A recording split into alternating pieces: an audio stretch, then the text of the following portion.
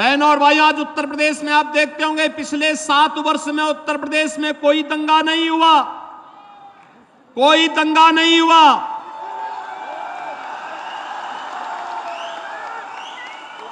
उत्तर प्रदेश में कोई कर्फ्यू नहीं लगा। आज उत्तर प्रदेश में बेटी और व्यापारी दोनों सुरक्षित है। कोई रंगदारी नहीं वसूल सकता, कोई दंगा नहीं कर सकता, कोई अराजकता नहीं फैला सकता। राह चलते हुए राहगीर से और किसी गरीब की संपत्ति पर कोई, किसी व्यापारी की व्यापार पर कोई अनावश्यक किसी भी प्रकार का हस्तक्षेप नहीं कर सकता। और बहनों और भाइयों, सरकार की योजना का लाभ हर गरीब को, हर किसान को, हर नौजवान को, हर महिला को बराबर यूपी के अंदर मिल रहा है।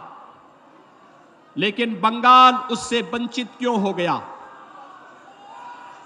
बहनों और भाइयों, ये बंगाल हमारा जो भारत को राष्ट्रगान और राष्ट्रगीत देता है, जो बंगाल कभी भारत को संदेश दिया था, स्वामी विवेकानंद ने दुनिया के मंच पर चढ़ करके कहा था, गर्व से कहो हम हिंदू हैं, वह बंगाल आज हिंदू विहीन करने की साजिश का शिकार कैसे हो रहा है।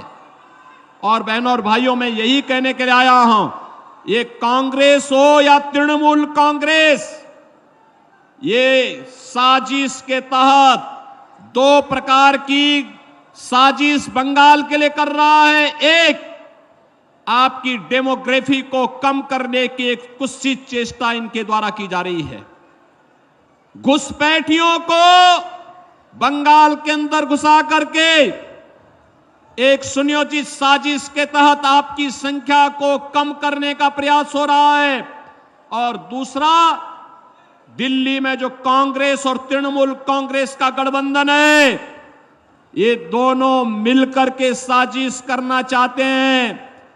माफिया और अपराधियों को यहां के सत्ता का संरक्षण बना करके दिल्ली से जो मोदी जी भेजते हैं, वे सभी का सभी संसाधन, सब जितनी भी सुविधाएं हैं, उन सुविधाओं पर ये लोग डकैती डालने का काम भी करते हैं। और इसीलिए मुझे दुख इस बात का होता है कि बहनों और भाइयों, आज उत्तर प्रदेश दंगा विहीन है, कर्फ्यू विहीन है, योजनाओं का लाभ गरीबों को मिल रहा है।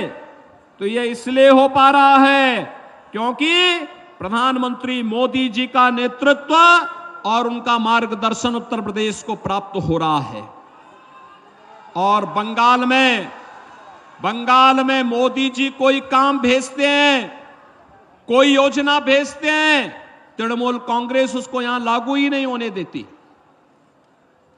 जैसे आप मुझे बताओ, 15वीं सदी में बंगाल ने, महान कवि ने बांग्ला रामायण लिखी थी।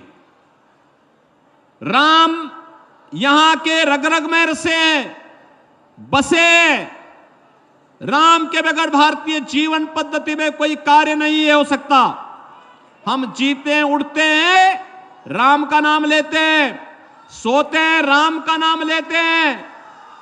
और बहनों और भाइयों, कोई भी हमारे यहां मांगलिक कार्यक्रम होता है तो अखंड रामायण का पाठ करते हैं, और अंतिम यात्रा निकलती है तो राम नाम सत्य है कह करके निकलती है। बहनों और भाइयों, मैं पूछना चाहता हूं, जैसे यहां पे राम की पूजा होती है, ऐसे ही उत्तर प्रदेश में मां दुर्गा की पूजा होती है, बड़े बड़े अनुष्ठान के साथ। जैसे बंगाल में होती है, वैसे ही मां दुर्गा का अनुष्ठान, बंगाल से ही गए हुए कलाकार वहां मूर्ति बनाते हैं, वहां पे अनुष्ठान होते हैं, बड़े बड़े आयोजन होते हैं, बड़े बड़े पंडाल लगते हैं, भव्य आयोजन होते हैं। लेकिन न तो रामनवमी के अवसर पर और न ही नवरात्रि के अवसर पर ही उत्तर प्रदेश में कोई दंगा नहीं होता। आखिर बंगाल में रामनवमी के अवसर पर और बैसाखी के अवसर पर दंगे क्यों हुए, मैं बंगाल की सरकार से पूछना चाहता हूं। मैं यही पूछना चाहता हूं। और इन दंगाइयों के खिलाफ यहां की सरकार ने कार्रवाई क्यों नहीं की? इन दंगाइयों के खिलाफ कार्रवाई क्यों नहीं की? बहनों और भाइयों, अगर ये दंगाई उत्तर प्रदेश में इस प्रकार से अत्याचार करते, अब तक मैं इनको लटका करके, उल्टा लटका करके ठीक कर देता। और वह हाल इनके कर देते कि इनकी 7 पीढ़ियां भूल जाती कि दंगा कैसे होता है। 7 पीढ़ियां भूल जाती। और यही कहने के लिए मैं आया हूं, आपसे कहने के लिए, अबे अगर आज हमें सोनार बांग्ला चाहिए तो मोदी जी के नेतृत्व में भारतीय जनता पार्टी की सरकार को लाइए, भारतीय जनता पार्टी के कमल छाप को जिता करके भेजिए। बहनों और भाइयों, आपको भारतीय जनता पार्टी आश्वासन देती है सुरक्षा की।